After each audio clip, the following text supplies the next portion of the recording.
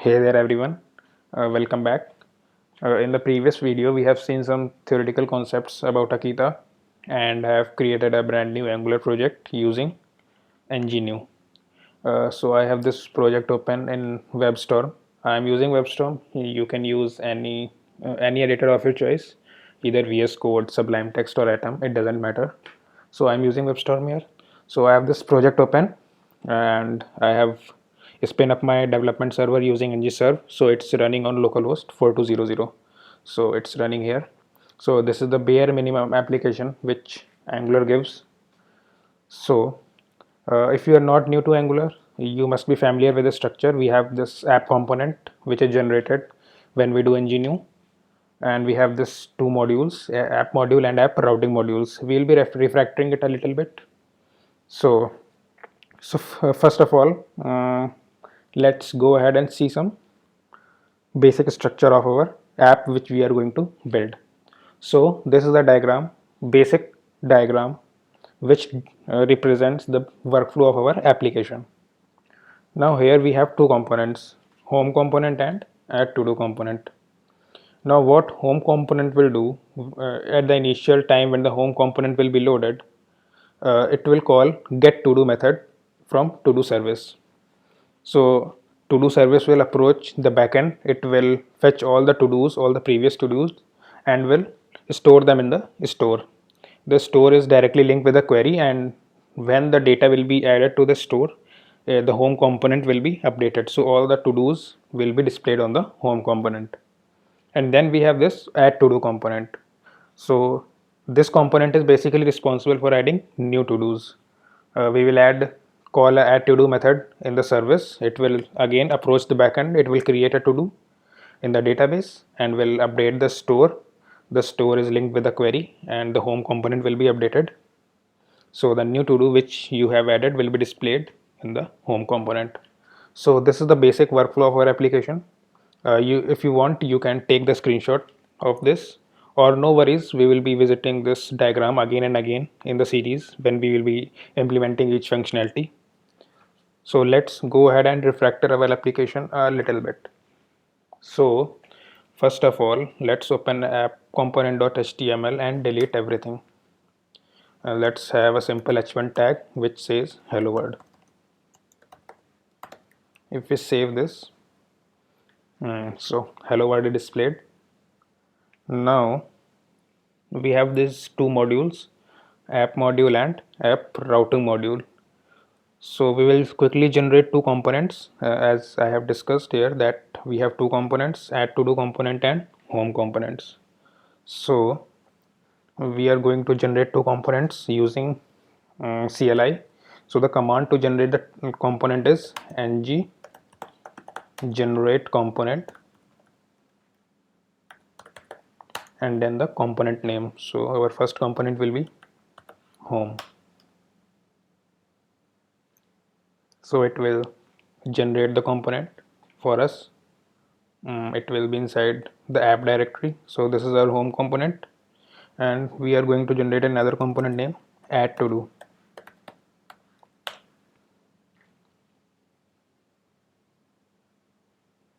So both the components are generated, home component and add to do component.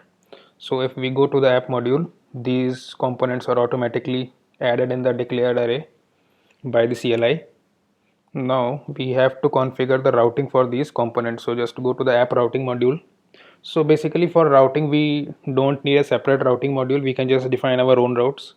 So I'm just gonna delete this module structure here and simply gonna create one constant routes. So I would like to keep my constants all in uppercase. It's just a naming convention. You can name it whatever you want. So it will be an array where I will have two routes, path and component. This will be a home component. The second route will be for add to do component. The path will be add to do and the component will be add to do component. So this will be of type route. Okay, so we have these routes defined. Let's export them so that we can use it in the app module. Export. Okay, so we have our basic routes defined. So on the empty route, that is localhost 4:4200 slash nothing, our home component will be displayed, and on the localhost slash add to do, our add to do component will be displayed. So let's go ahead and add component.html and add a router outlet.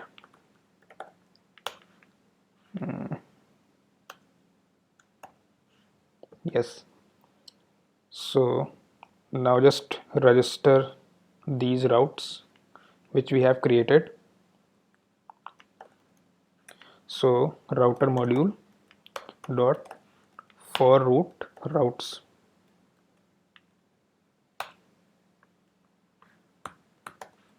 Basically we need to rename this to routes since there are multiple routes, so it's better to have a good naming convention. So just fix it, routes, routes. So in the home component HTML we have simply homework. So if we refresh this, our localhost is running, so you can see that home works. And if we go to add to dos, add to do work, so our routing is working fine. Now just to go ahead and configure Angular material. We'll be using Angular material for styling so that we can get a nice style. So if you are using schematics, it's pretty easy to add Angular material. Just type this command ng add angular slash material.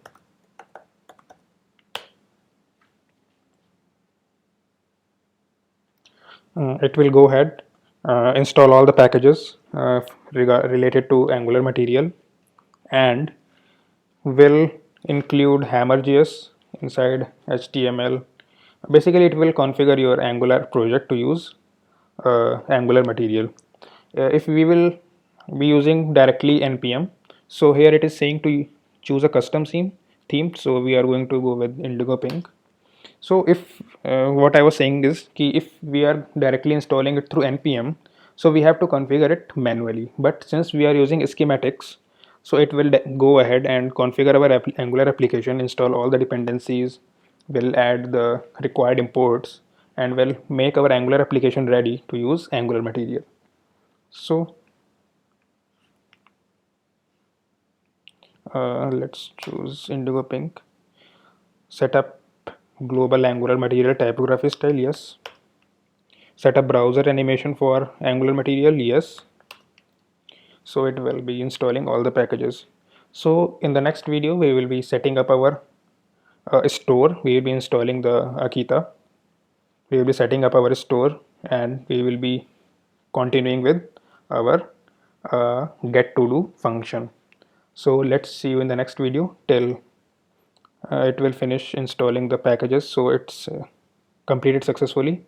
So let's see you in the next video. Thanks for watching.